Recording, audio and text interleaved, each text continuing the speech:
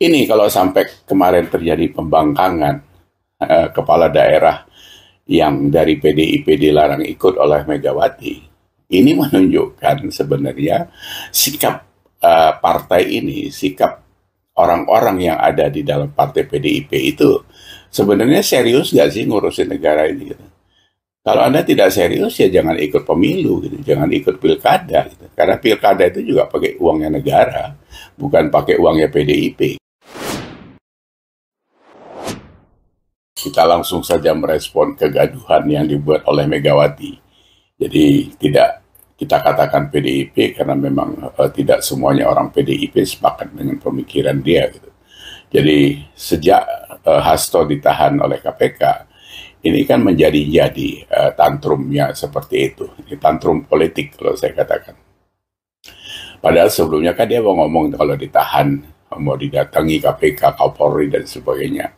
Hasto sendiri juga mengatakan kalau dia punya video yang disimpan Rusia dengan sudah dinotariskan dan sebagainya. Itu bullshit semua. Jadi omongan mereka ini menjadi blunder dan itu yang menjatuhkan mereka sendiri. Tapi itu urusan mereka lah. Yang kita soroti sekarang ini adalah masuk ke ranah pemerintahan. Dia kan bukan bukan partai koalisi gitu. Kalaupun partai koalisi tidak seenak perut saya seperti itu. Acara retreat yang dilakukan oleh pemerintah, Pak Prabowo dan Mendagri, itu adalah acara yang memang untuk menyatukan visi bagaimana menghandle atau bagaimana kelanjutan dari sebuah pembangunan. Ini kan per 5 tahun periode kepemimpinan presiden biasanya ada pola-pola yang berganti. Seperti itu. Belum lagi dari 514 kepala daerah, itu kan berlatar belakang beragam gitu. Apa kapasitas atau apa sajalah. Jadi mohon maaf, saya memang tidak semua kepala daerah itu punya kapasitas menjadi kepala daerah sebenarnya. Menangnya karena punya uang, karena punya pengaruh, karena segala macam cara lah. Kita tahu politik di Indonesia ini gitu. Nah, ini kalau sampai kemarin terjadi pembangkangan kepala daerah yang dari PDIP dilarang ikut oleh Megawati, ini menunjukkan sebenarnya sikap partai ini, sikap orang-orang yang ada di dalam partai PDIP itu sebenarnya serius nggak sih ngurusin negara ini gitu. Kalau Anda tidak serius ya jangan ikut pemilu gitu, jangan ikut pilkada gitu. Karena pilkada itu juga pakai uangnya negara, bukan pakai uangnya PDIP kan gitu.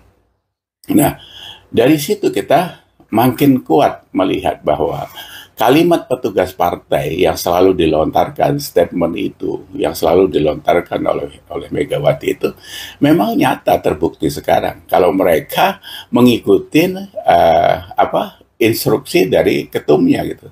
Jadi bukan ngurusin negara. Saya sudah pernah bilang sama Hasto dulu bahwa ADART kalian mengatakan kalian petugas partai itu urusan kalian. Tapi pada saat kalian sudah terpilih menjadi aparat negara, menjadi apapun di negara ini yang notabene adalah seorang pejabat, itu kalian harus tunduk pada undang-undang. Kemarin ada pemikiran-pemikiran atau pendapat lain dari kawan-kawan yang mengatakan sekarang kan sudah otonomi daerah, jadi bisa ikut bisa tidak. Oh iya, kalau itu jelas. Tapi jangan lupa, di dalam undang-undang otonomi daerah itu masih ada 8 ketentuan yang harus ikut pusat. Pertahanan, fiskal, kesehatan, pendidikan, lingkungan hidup, apalagi. Jadi tidak bisa melepaskan diri begitu saja. Karena secara nyata dan itu fakta, sampai sekarang tidak bisa otonomi daerah itu juga berdiri sendiri, dia cari makan sendiri, membangun sendiri, tidak bisa. Jakarta saja seperti itu. APBD-nya kan 85 triliun. Tapi kan PAD-nya itu cuma 34 triliun. Jadi masih ada 50-an triliun yang harus disumbang oleh pusat kan gitu. Itulah subsidi silang dan sebagainya. Karena pendapatan negara ini kan bisa dapat dari minyak, dari segala macam. Nah, ini kan harus disadari, otonomi daerah boleh dilakukan karena memang ada undang-undangnya. Cuma yang mana saja yang boleh dilakukan sendiri, ya mungkin arah infrastruktur di kabupaten itu mungkin bisa dikembangkan sendiri. Bahkan pendidikan sama kesehatan saja tidak bisa jalan sendiri, karena itu terintegrasi. Jadi kalau sudah seperti ini, supaya sama-sama disadari, pemerintah pusat dan daerah itu adalah satu agregat yang memang tidak bisa dipisah-pisah begitu saja gitu. Walaupun di dalam kenyataannya memang ada beberapa hal yang bisa dijalankan sendiri.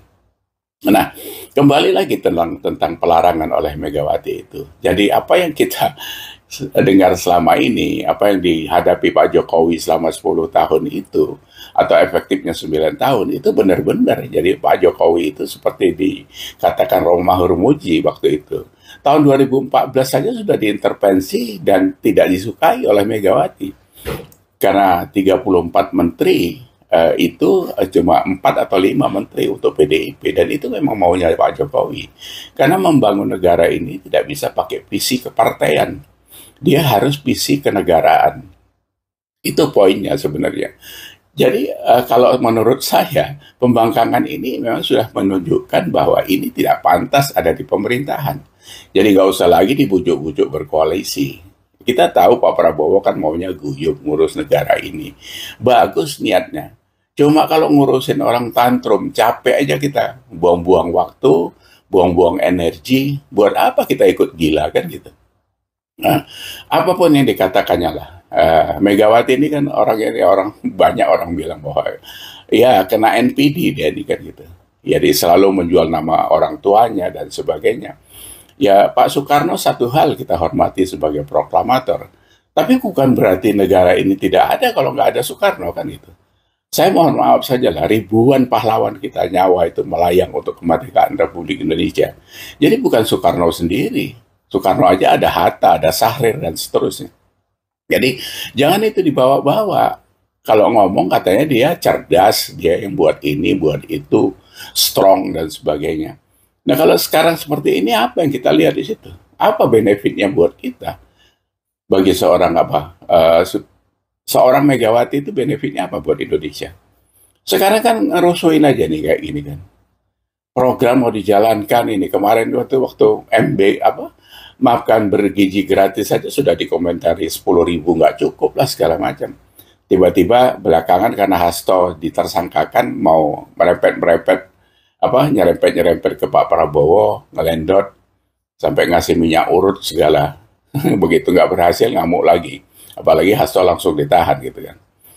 Nah, jadi kenapa tidak berpikir bahwa siapapun yang di negara ini harus tunduk kepada hukum. Walaupun ya hukumnya ya kita tahu sendirilah. Kadang hukum, kadang dikulum-kulum juga gitu kan. Tapi kan itu harus, karena itu masih ada di dalam tatanan kenegaraan, ya harus dipatuhi. Gitu. Tidak bisa seenak sendiri seperti itu. Jadi kalau Hasto, karena itu sekjennya PDIP, terus melakukan sebuah pelanggaran hukum, terus dilepaskan begitu saja. Enak kali lah kalian gitu. Terus semua maling ayam diinjak-injak gitu. Ben Sukatani aja baru nyanyi aja uber-uber kayak gitu kan. Luar biasa itu. Jadi kita harus sadar, kita harus aware bahwa ini sebuah perbuatan pembangkangan. Jadi buat kita tidak ada toleransi, tapi kalau pemerintah masih mengelus PDIP ya silakan gitu. Tapi buat kita masyarakat di bawah ini ya kita harus menjaga jarak dengan mereka karena memang sikapnya seperti itu. Walaupun tidak semua orang PDIP seperti itu, tapi karena dia tunduk kepada titah ibunya ya kita harus waspada gitu. Karena mereka digaji oleh uang negara bukan uang Megawati. Ya kan, kecuali PDIP buat negara sendiri ya terserah, karena ada 17.000 pulau masih ada, minta aja berapa 1.000 pulau buat negara sendiri nggak apa-apa. Kalau sekarang nggak bisa, karena nggak mungkin kabupaten itu kalian portal sendiri untuk kalian hidup sendiri di situ. 122 kepala daerah kalau tidak salah saya, karena angkanya berubah-ubah terus memang, karena kita kan angka-angka kita ini kan harus divalidasi lagi, semuanya memang angka ngawur. 122 kepala daerah itu berapa persen dari 514? Ya, itu saja kita pegang. Bagaimana mengaturnya itu? Apakah mereka mau hidup sendiri? Ya ngomong aja buat surat. Kalau kemarin Pak Prabowo sudah benar, yang tidak ikut sekalian aja mundur. Buat surat lah mundur, gentle. Jangan maju mundur.